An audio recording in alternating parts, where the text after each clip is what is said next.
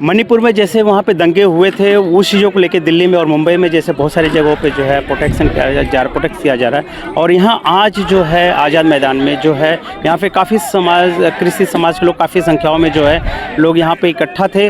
और अभी प्रोग्राम ख़त्म होने के बाद कुछ लोग हैं जिनसे हम जानने की कोशिश करेंगे कि इतनी संख्याओं में जो है यहाँ पर जो आंदोलन किया गया है, इसका मेन उद्देश्य क्या है और आगे भी क्या इस आंदोलन को लेके क्या इनकी क्या राय है। सर, यहाँ पे जो आज आंदोलन किया गया है कृषि समाज को लेके, तो आप क्या कहना चाहेंगे मणिपुर की घटना को? आज का ये आंदोलन विशेष करके मणिपुर में हुए सारे जो घटनाएं हैं वो मसीह लोग थे और मणिपुर के अंदर शांति अमल रहने के लिए ही यहाँ पर ये धारणा लिया गया है। मैम, आप क्या कहेंगे? मई 3 से ये जो चल रहा है मणिपुर में क्रिश्चियन लोगों के साथ में जो अत्याचार हो रहा है, हम लोगों ने समस्त क्रिस्ती समाज के तरफ से ये मोर्चा निकाला उन लोगों को सपोर्ट करने के लिए, ताकि वहाँ पर शांति जल्दी से जल्दी गवर्नमेंट दे सब लोगों को, जिसका भी घर सब निकल गया है उन लोगों को घर वापस करे। हमारे चर्चेस और इंस्टीट्यूशंस जो बिगड़ चुके हैं, उन लोगों ने जो भी उन लोगों को तोड़फोड़ किया है, हम उनसे इतना मांग करना चाहते हैं कि उसको रेस्टोरेशन करके वापस कर दे। और सिर्फ शांति चाहते हैं मणिपुर में सब लोगों को। जैसे कि वहाँ पे बताया जा रहा है, क्रिश्चियन समाज के लोगों का कहना है कि चर्चों को टारगेट किया गया। तो चर्चों को टारगेट किया गया मीन्स ये आपका कहना कहाँ तक वो लाजमी है? ये सबको दिखता है।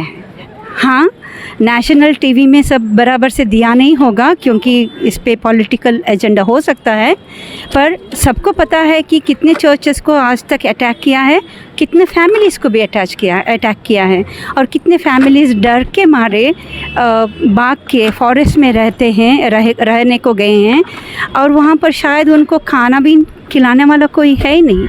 क्या यही इंडिया है? क्या यही भारत है? क्या यही हम भारतीय हैं? हम ये गवर्नमेंट से पूछना चाहते हैं, क्या वो भारतीयों को ऐसा ट्रीट करना चाहते हैं?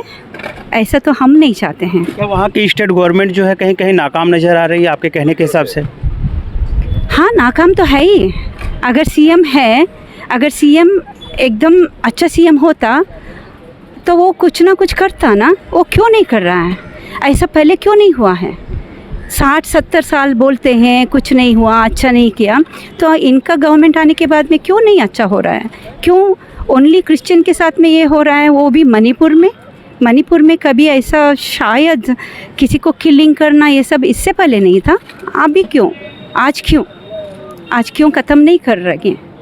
एक क्वेश्चन है लोगों का कि वहाँ पे लोग मरे हैं या फिर मारे गए हैं, जैसे इंजर्ड घायल हुए हैं या मारे गए हैं, तो इस सवाल पे आप क्या कहेंगे? आप क्या कहना चाहेंगे सर इस सवाल पे? वहाँ पर कोई मरे नहीं है, सबको मारा गया है। सरकार चाहती है कि ये जो ट्राइबल क्रिश्चियंस है या ट्राइबल्स लोग इस दुनिया में ना रहे, खास करके मणिपुर में ना रहे। कोई भी सरकार जो होती है, मुख्यमंत्री होता है, होम डिपार्टमेंट होता है, तो वो पूरे राज्य में लॉ एंड ऑर्डर मेंटेन करने के लिए हर एक को अपना अधिकार दिलाने के लिए होता है। मणिपुर में हम देख रहे हैं कि सैनिक पुलिस का जो है हथियार छीन लिया गया। जब ऐसी घटना घटती है तो होम मिनिस्ट्री, पुलिस, वहाँ का जो विजिलेंस डिपार्टमेंट है, उन्होंने वो हथियार फिर से लेना चाहिए ताबे में। जो हथियार छीना गया वही हथियार से क्रिश्चियन लोगों का अटैक हो रहा है। 250 से ज़्यादा चर्चेज जलाए गए, तोड़े गए, मारे गए हैं। कुछ समाज के लोगों ने ऐसा किया कि जो किकू समाज के जो पिछड़ा वर्ग है और जो क्रिश्चियन आदिवासी है, उनके ऊपर रेप करने का अपील तक किया गया है। बुलेट प्रूफ जीप लेकर जाते हैं और गांव में अंधाधुंध फायरिंग करके आते हैं। इस तरह का माहौल यहाँ पर बना है। बीजेपी सरकार पूरी तरह से इस बात को कंट्रोल करने में फेल है और वो कंट्रोल करना ही नहीं चाहते। देश के गृह मंत्री अमित शाह जी वहाँ पर गए, वो दौरा करके आए। हमारे देश के इतिहास में जब कभी कोई देश का गृह मंत्री कहीं पर जाकर के दौरा करके आता है तो वहाँ का माहौल जो है वो मेंटेन होता है, वहाँ का माहौल जो नियंत्रण में आता है। पर यहाँ पर ऐसा हुआ नहीं। आज भी वहाँ पर हिंसाचार हो ही रहा है। आपको देखेंगे छत्तीसगढ़ में कुछ महीनों पहले हिंसाचार हुआ था, खासकर नारायणपुर और बस्तर जिला में। जब हमने मुख्यमंत्री भूपेश बघेल से हमने कांटेक्ट किया मिलिंद देवरा के जरिए, हमने उनको रिक्वेस्ट किया कि उसको कंट्रोल करो, तो उन्होंने वहाँ पर NSA जो है नेशनल सिक्योरिटी एक्ट वहाँ पर लागू किया, वहाँ पर कार्रवाई की और आज देखते हैं कि वहाँ पर स्थिति नियंत्रण में है। इसी तरह से मणिपुर में नियंत्रण में होना चाहिए। जब जहाँ पर एक देश का कानून है, जो सरकार उस राज्य में अगर लॉ एंड ऑर्डर मेंटेन नहीं कर सकती है तो उसको बर्खास्त होना चाहिए। लेकिन अमित शाह जी के जाने के बाद बहुत सारे लोगों ने हथियार वहाँ पे जमा किए, सारी चीज़ें मीडियाज़ में आई, तो कहीं न कहीं दंगा कुछ कम होने के बजाय बढ़ा हुआ है, आपका कहना है?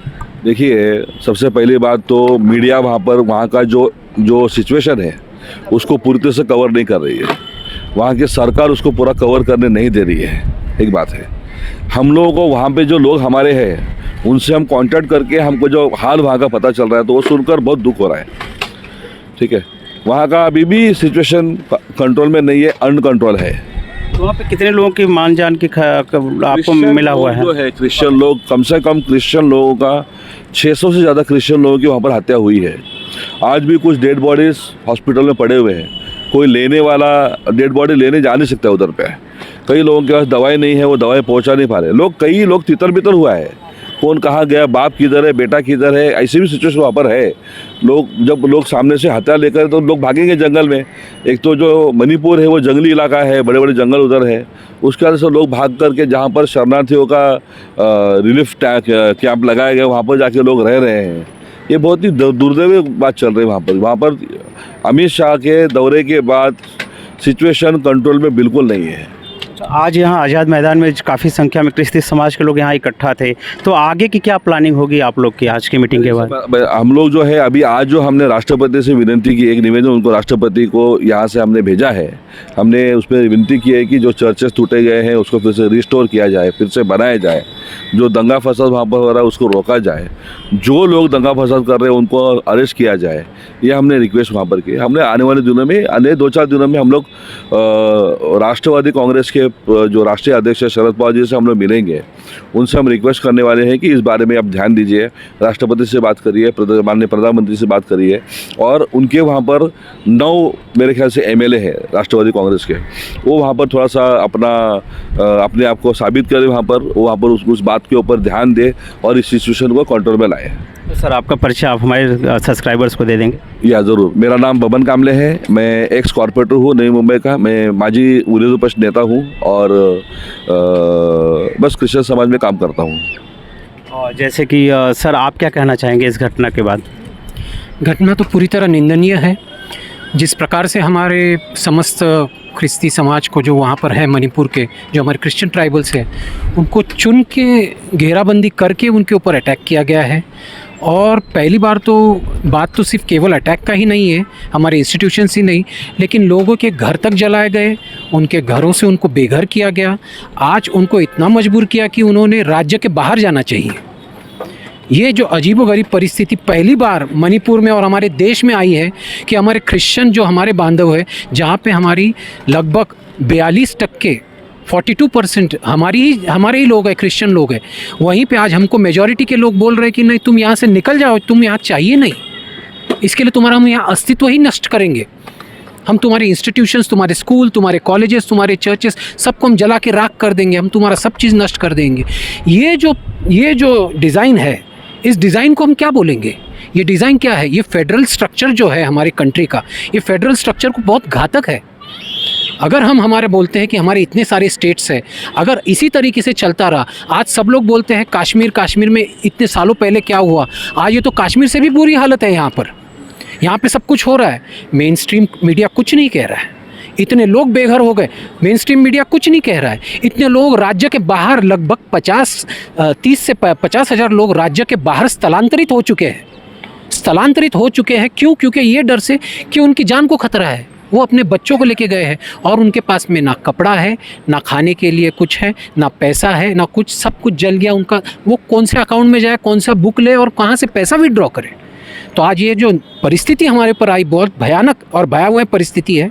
और ये परिस्थिति के अंदर भी वहाँ पे आज भी जो जंगलों के अंदर हमारे जो ट्राइब्स है, जो लोग हैं, जो जंगल में छुपे हुए हैं, आज कई लोग वहाँ पे जाके उनके ऊपर भी रेप और ज़बरदस्ती चल रही है।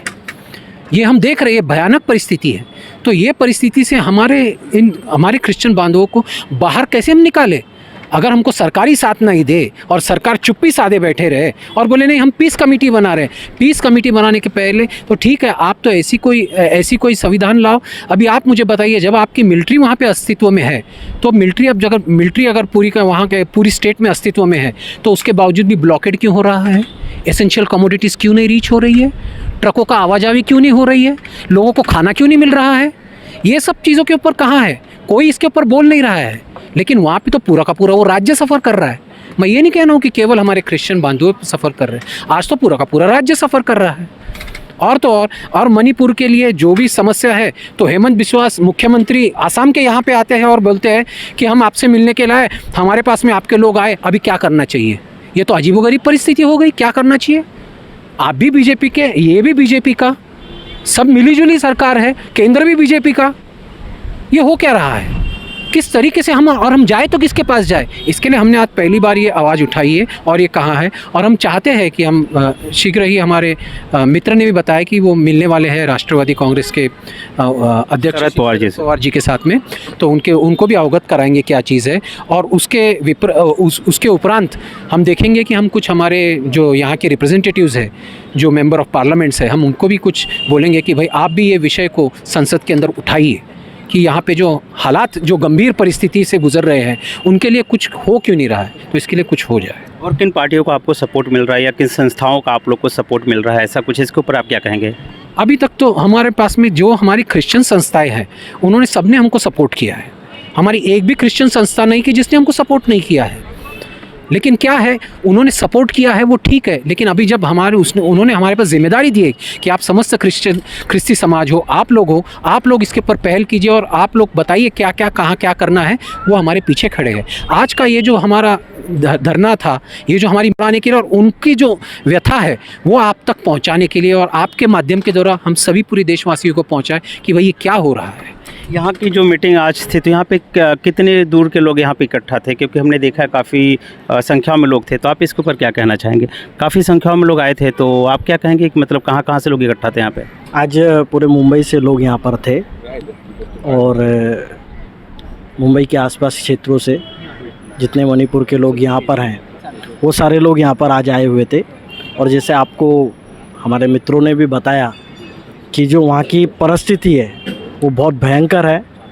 और मेरा तो जो अपने आप को सेक्युलर कहने वाले पक्ष हैं, मेरा उनसे सवाल है कि अगर आप अपने आप को सेक्युलर कहते हो और वहाँ पर आपके 8-8, 9-9 सीट चुनकर आती हैं और उसके बाद में भी आपकी कोई आवाज़ वहाँ पर नहीं होती है, आप एक राष्ट्रीय लेवल पर आपकी पार्टी है, यहाँ के सुप्रीमो कहलाते हैं, लेकिन मेरा कहने का तात्पर्य है कि जब वहाँ पर आपके 8-9 एमएलए चुनकर आए हैं, तो इस परिस्थिति के विषय में अब तक आपने क्यों नहीं कहा है? आपने क्यों नहीं अब तक प्रेसिडेंट या पीएम के साथ या फिर गृह मंत्री के साथ में मुलाकात कर या आपके जो यहाँ के खासदार लोग हैं आपके पक्ष के, उन्होंने अब तक पार्लियामेंट में यह आवाज़ क्यों नहीं उठाई है? क्या आप उनकी बी टीम है? इस बात को उन्होंने एक्सेप्ट करना चाहिए। सेकुलर के नाम पर आज तक आप मत लेते रहे हैं, अब तो कभी खुलकर मसीह या माइनॉरिटी के समर्थन में आइए। ये मेरा क्वेश्चन है उनसे। क्या नाम हुआ सर और आपका डेजिग्नेशन क्या हुआ? मेरा नाम जीतू राठौड़ है, समस्त क्रिस्ती समाज का मैं अध्यक्ष हूँ और हमारी पूरी टीम मिलकर इस प्रकार के काम को कर रही है। Thank you sir. जैसे कि अभी सर से भी हम जानेंगे, सर मणिपुर की घटना पे आप क्या कहेंगे? I'll be speaking. या See, this incident is very unprecedented. We never expect. Everyone on the 3rd, all tribal street in Manipur who organize a procession giving memorandum to the deputy commissioner of its district, hill districts. They are giving memorandum and then everyone dispersed, and unprecedentedly something happened at the border of Churachandpur and Bishnupur district. That's where things are escalated. Sir एक चीज़ और हम पूछेंगे कि sir जो वहाँ पे काफ़ी संख्या में जो बता रहे हैं कि लोग मारे गए हैं, हर सारी चीज़ रेप करने की कोशिश की गई है, तो इतनी संख्याओं में जो लोगों के साथ में घटना हुई थी, इसके पीछे किसका हाथ है? See, initially it was a rumors that tribals are raping Manipuris. And that's how they started the incidents. I think these are all planned quietly very long. And tribal never rape anybody.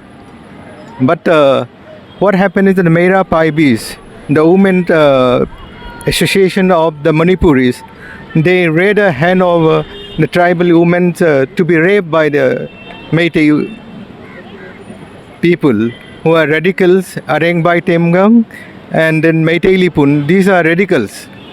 Okay, they raped and killed two girls who are from Churachandpur district. क्या नाम है sir आपका? My name is Mr. Saute.